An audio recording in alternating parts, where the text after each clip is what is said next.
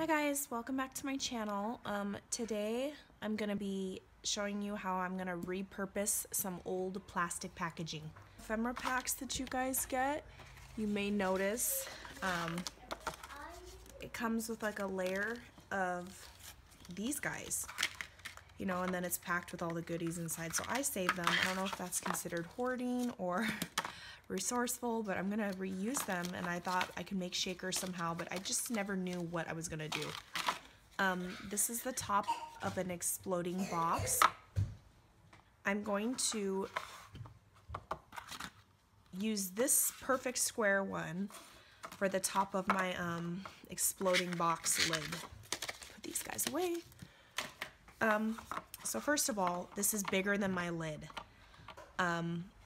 So I was like, shoot, that's not gonna work. But then I figured, hey, why not cut a bigger square than your top and then put your shaker?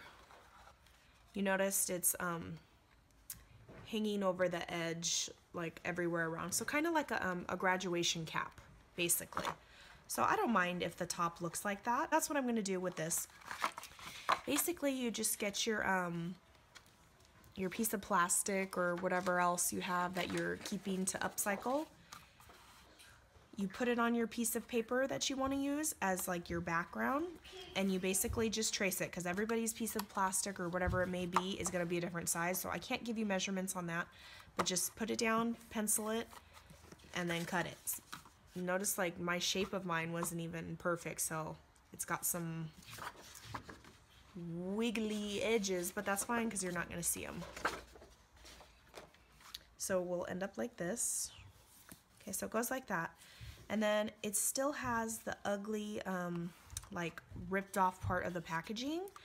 I figured you could get another piece of paper like the same color as this, cut it to the same exact size, and then trace just this part of the square. So you would have to get your pencil or pen and literally draw in at an angle to get the size of this inner square.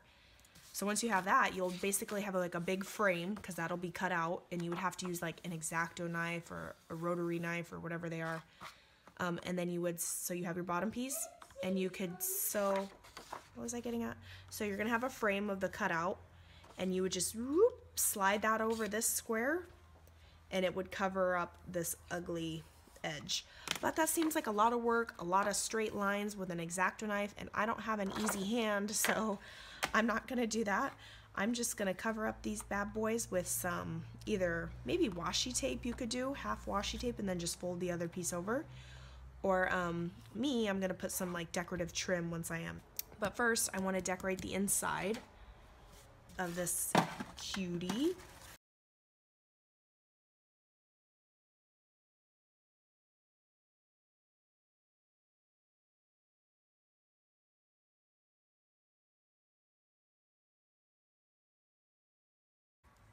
And then have sequins shake around in there.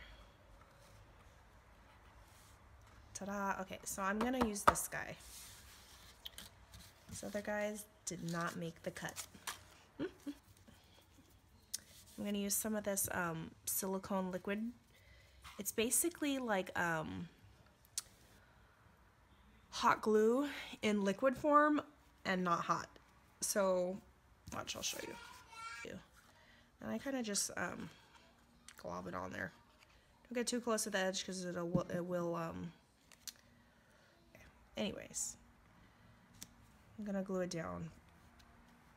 Final decision, because there is gonna be a lot going on with, oh, see what I'm talking about? Too close to the edge. So it's wet glue, and it takes longer than hot glue to dry, but it's, you know, it gets it on there. And this is gonna be my top. This is a little piece that I sewed with some little die cuts I sewed on as well. Okay, so now I know that this goes like this, and I'm gonna have all my shaker bits in there. So I do want a little splash of teal, not a lot though.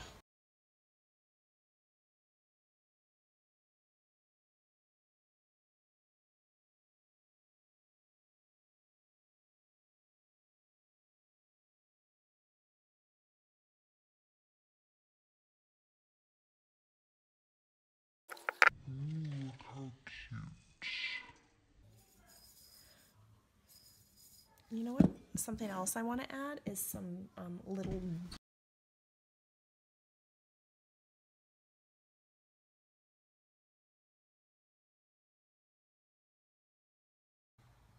Okay, so I'm back.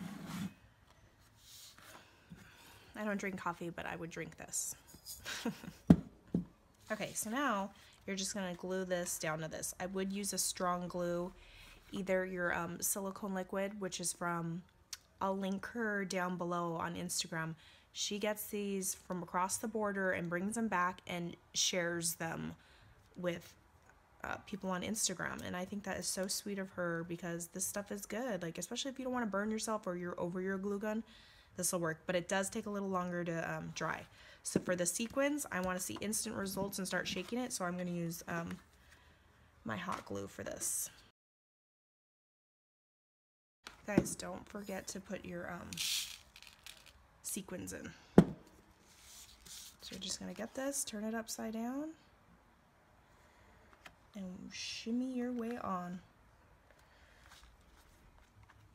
Kind of just getting that excess glue off the edges. Hopefully I didn't put, this is my first time doing this, so hopefully I didn't put too much glue, hot glue, that it's oozing out, which it is. Hopefully my trim will cover it.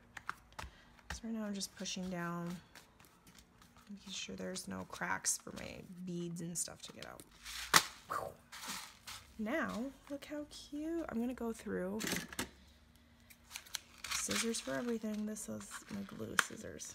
And just trim off the glue. I have some paper hanging off. So look how cute. It's like shaker. Some of the things are, I probably should have glued that little heart down more, but it is what it is. Okay, so now, like I said, some trim. This is some like pom-pom trim. I only have white in this one where the palms are short, so I'm just gonna slowly do that.